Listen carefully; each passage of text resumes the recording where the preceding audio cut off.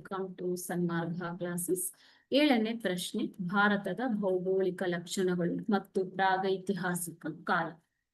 ಚರಿತ್ರೆಯ ಪೂರ್ವಕಾಲ ಎಂದರೇನು? ಚರಿತ್ರೆಯ ಪೂರ್ವಕಾಲ ಎಂದರೇನು? ಈ ಕೆಳಗಿನ ಪ್ರಶ್ನೆಗಳಿಗೆ ನೀವು ಒಂದು ವಾಕ್ಯದಲ್ಲಿ ಅಥವಾ ಪದದಲ್ಲಿ ಉತ್ತರ ನೀಡಬೇಕು ಮಕ್ಕಳೇ. ಚರಿತ್ರೆಯ ಪೂರ್ವಕಾಲ ಅಂತಂದ್ರೆ ಏನು?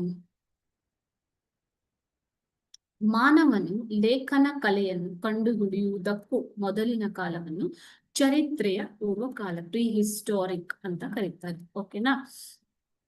ಅಥವಾ ಪ್ರಾಗೈತಿಹಾಸಿಕ ಕಾಲ ಅಂತಂದ್ರು ಅದೇ ಚರಿತ್ರೆಯ ಪೂರ್ವಕಾಲ. ಈ ಕಾಲಘಟ್ಟದಲ್ಲಿ ಭಾಷೆಯ ಬೆಳವಣಿಗೆ ಹಾಗೂ ಲಿಪಿಯ ಬಗ್ಗೆ ನಮಗೆ ಆಧಾರಗಳು ಸಿಗದೇ ಇರುವುದರಿಂದ ಚರಿತ್ರೆಯ ಪೂರ್ವಕಾಲ ಎಂದು ಇದನ್ನು ಕರೆಯುತ್ತೇವೆ. ಓಕೆನಾ? ಸೊ ಈ ಕಾಲದಲ್ಲಿ ಭಾಷೆ ಅಥವಾ ಲಿಪಿಯ ಪ್ರಯೋಗಗಳ ಬಗ್ಗೆ ಯಾವುದೇ ಕುರುಹುಗಳು ದೊರೆತಿಲ್ಲ.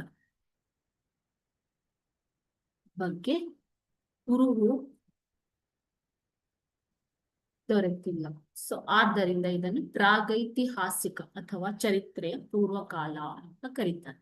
Okay, thank you.